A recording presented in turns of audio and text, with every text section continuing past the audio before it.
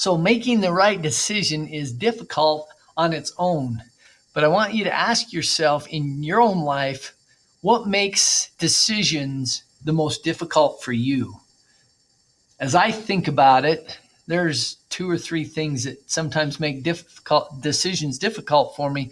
But probably the thing that makes it the most difficult, especially when I was your age, maybe not as much right now, but it's peer pressure. Peer pressure really makes that decision-making process, making the right decision, a lot more difficult. And my first question I want you to answer to yourself is, what is the last thing a person should think about when they're faced with a decision? I would dare bet most of you got that answer right, and that is what other people think. That should be your least important consideration.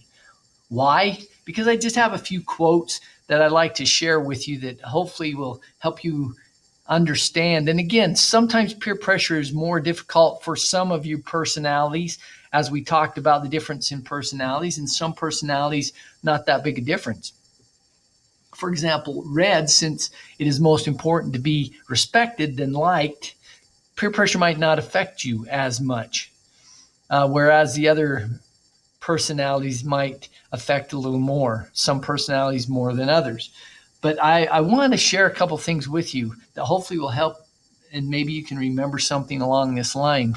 But I love this one, that great people talk about ideas, average people talk about things, and small people talk about other people. So, and that's so true. And if you realize that, it doesn't really matter what people think or say because you won't do something. Because if they're going to talk about you, they're small people. I love this one.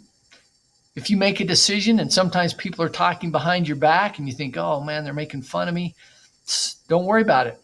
They're behind your back for a reason. I like that. Now this one, I want to turn it around just a little bit. It says the things you say about others also says a lot about you, and that's true. But remember also, if people are talking about you, that doesn't say anything about you. That says a lot about their character.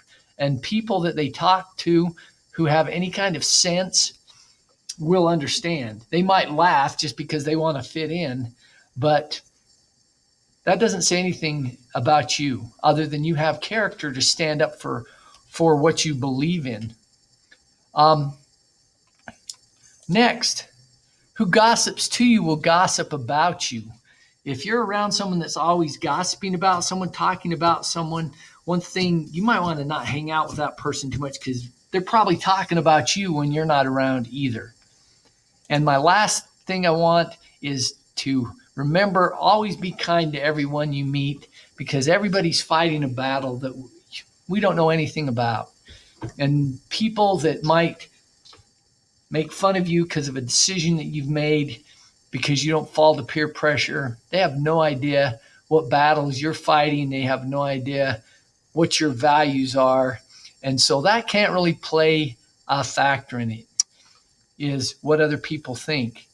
Now, what is peer pressure? Pressure that comes from peers, and Captain Obvious here again.